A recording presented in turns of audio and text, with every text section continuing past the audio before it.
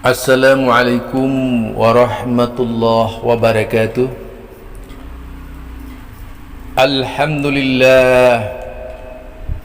Alhamdulillahirabbil alamin.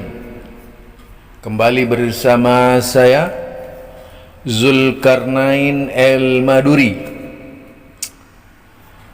berbicara tarjih. Kalau di Indonesia terikat dengan nama sebuah ormas yang dikenal dengan Ormas Muhammadiyah. Tapi ada pula pembicaraan tentang tarjih di Malaysia.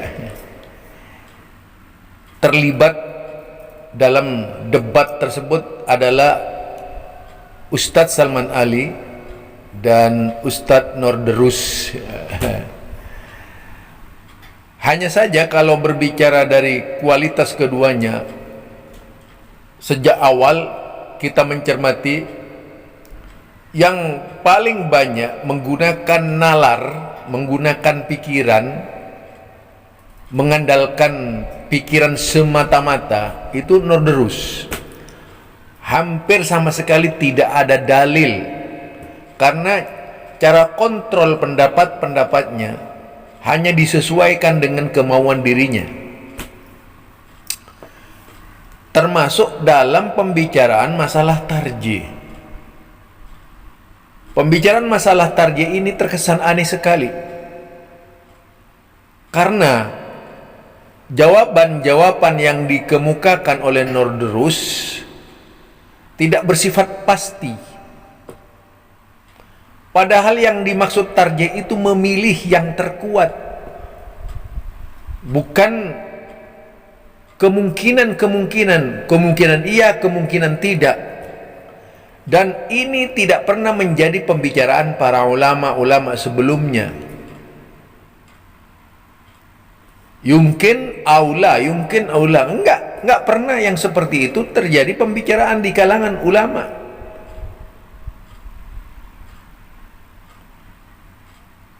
Tetapi para ulama membicarakan berkaitan dengan tarjih ini berangkat dari sesuatu yang pasti, bukan yang mungkin atau tidak itu, apalagi meragukan. Karena ulama berangkat dari ilmu tarjih. Jika dibuka tentang tarjih, tentunya memiliki disiplin ilmu tersendiri. Berbeda pendapat, memilih pendapat yang terkuat itu juga karena tarjih. Ada tarjih melalui sebuah proses yang disebut tarjih tadi di kalangan ulama. Demikian juga kalau berbicara hadis Nabi, itu juga tidak bisa dilepaskan dari tarjih.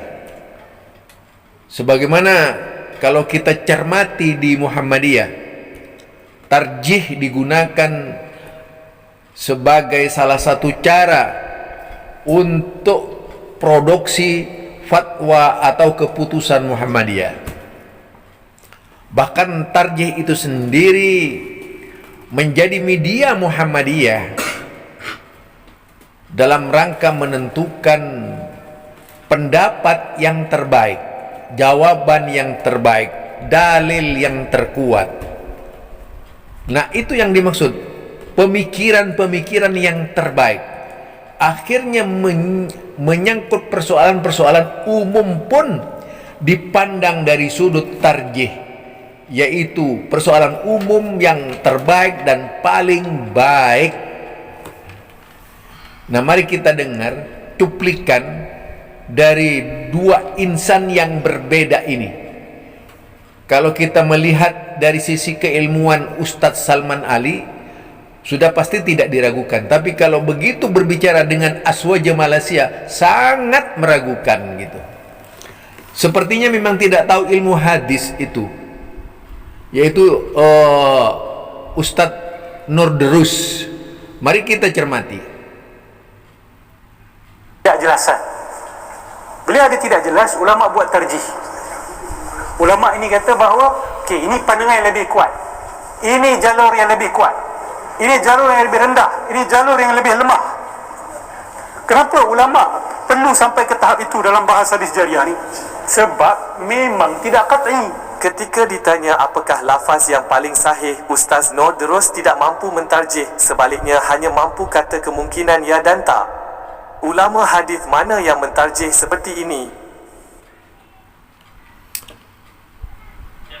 Kalau melihat pernyataan, ungkapan, mimbar pendapat yang disampaikan oleh Nordros, sepertinya Nordros itu tidak mengerti pembicaraan, istilah tarjih, bahkan tidak menguasai materi soal tarjih. Ya, apalagi kalau berbicara tarjih Muhammadiyah, makin bingung rasanya ini orang Malaysia yang satu ini gitu. Nah, kalau kita melihat tarjih dalam dunia ilmu fikih, biasanya mencari dalil yang terkuat, mencari pendapat yang terkuat dari dalil-dalil yang dipandang kuat, bukan kemungkinan-kemungkinan. Misalnya soal melemahkan hadis itu tidak masuk tarjih. Pentelaah terhadap ilmu hadis, ada yang sahih dan ada yang tidak dari dua dalil itu misalnya, itu bukan ilmu tarjih namanya, tetapi termasuk dalam bagian ilmu hadis dengan cara mentakhrij hadis, melihat dari sisi rawi-rawi, yaitu yang meriwayatkan hadis yang disebut dengan sanad, tali ikatan hingga sampai mulai dari misalnya Bukhari sampai ke Nabi Muhammad. Nah, di antaranya itu ada 3 persoalan dari Nabi Muhammad, sahabat, kemudian tabi'in. Nah, tabi'in inilah yang sering menjadi pembicaraan di kalangan ulama hadis. Itu bukan tarjih namanya, lebih pada disiplin ilmu hadis. Kalau tarjih ini misalkan ada 2 dalil yang berbeda, ya, ada 2 dalil yang berbeda dan sama-sama kuatnya dalam rangka yaitu dalil tersebut untuk menghukumi halal dan tidak, itu misalnya. Maka diperlukan tarjih Muhammadiyah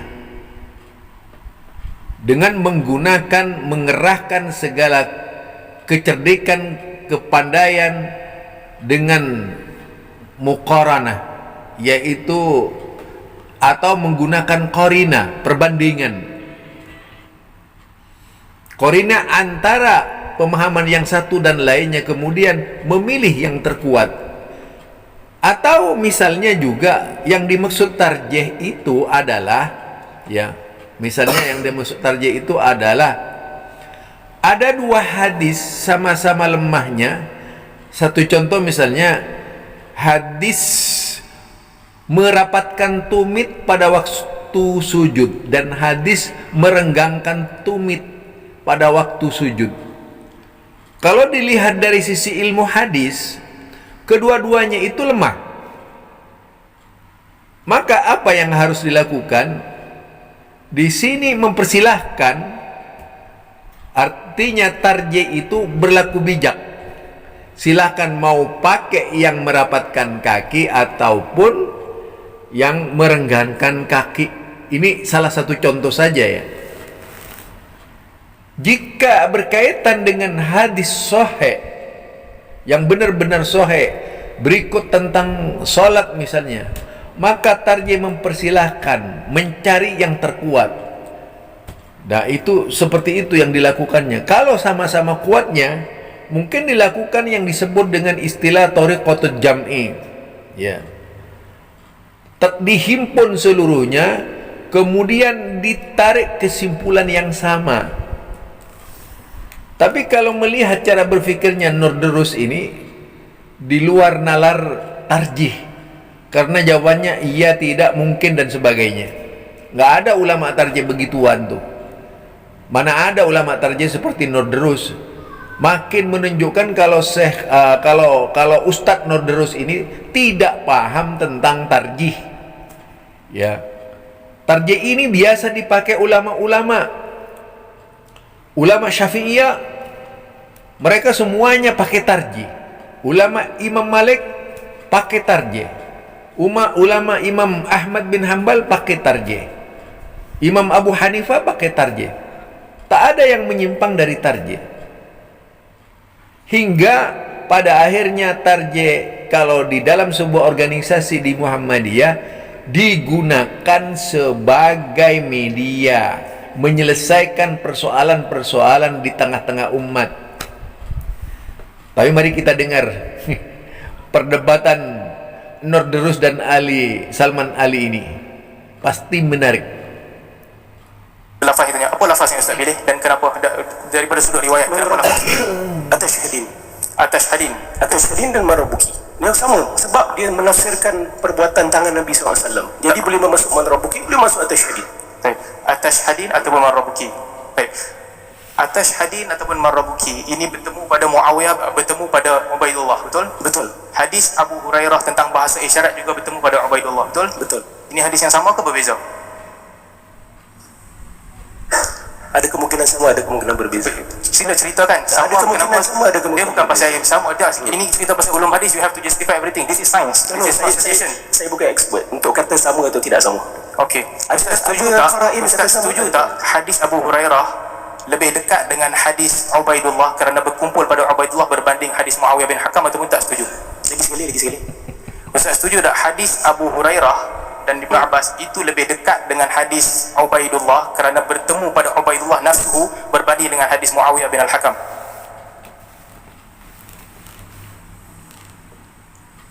Saya tak faham soalan. Minta maaf. Ustaz setuju tak hadis Ubaidullah itu lebih dekat dengan hadis Abu Hurairah Lebih dekat dengan kerana dia bertemu pada betul. Okey, setuju. Betul. Setuju. Artinya tiga-tiga ni hadis yang sama. Ada kemungkinan. So, saya kata tadi, saya tak pasti. Ada kemungkinan ya, ada kemungkinan tidak. Macam mana? Sebab ada qara'in. Saya sebut Dia bukan qara'in. Dia bukan pasal hujah. qara'in, kemungkinan you have to Kalau Anda teliti, Anda pahami. Jadi yang duduk di posisi kanan ini adalah namanya Ustadz Norderus. Bagaimana mungkin sebagai seorang ulama tarjih jawabannya kemungkinan iya atau tidak, iya tidak. Ini mah namanya bukan tarjih ini. Kalau seperti ini. Artinya memperlakukan dalil-dalil itu pada dhan seluruhnya. Kalau tarjih itu tidak dhan sifatnya. Tarjih itu menetapkan, memilih yang terkuat dari yang kuat. Jadi yang terkuat dari yang kuat, menetapkan. Sama halnya dengan pendapat fikih. Ada yang rajih, ada yang marjuh dan sebagainya. Seperti itu. Lalu bagaimana mungkin Norderus itu bisa menyelesaikan permasalahan kalau tidak menguasai tentang tarjih itu sendiri? Apalagi kemudian memberikan jawaban iya atau tidak, atau kemungkinan iya, kemungkinan tidak. Ini bukan jawaban seorang ahli tarjih. Katanya sih dia itu qara'in. Jadi menggunakan istilah perbanding. Nah, kalau sudah qarina seperti itu dipakai, ya salah lah. Kok tarjih, istilah tarjih ini menetapkan secara pasti untuk menjadikan yang terpilih itu sebagai hujjah yang harus dipakai oleh ulama tersebut. Bukan sebaliknya. Ya atau tidak, ya atau tidak, ya tidak. Ini namanya mah pembicaraan membodohkan, bukan menambah pengetahuan agama, tapi menjauhkan dari cara berpikir Islam yang benar. Ini aswaja.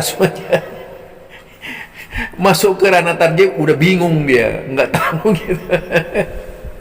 Aduh. Apalagi kalau misalnya membicarakan hadis secara detail ya. Lalu bagaimana bisa mengetahui kualitas Imam Bukhari secara pasti orang seperti ini gitu?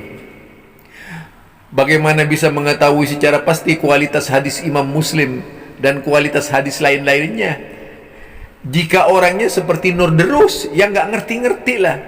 Ini kan persoalannya hadis jariyah gitu, membanding-bandingkan hadis jariyah.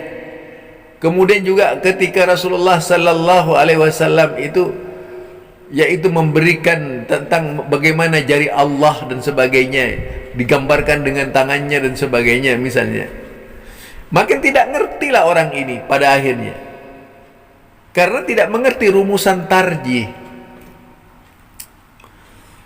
Sudah saya katakan bahwa para ulama-ulama dahulu kala seluruhnya menggunakan tarjih Muhammadiyah, yaitu menggunakan tarjih lah.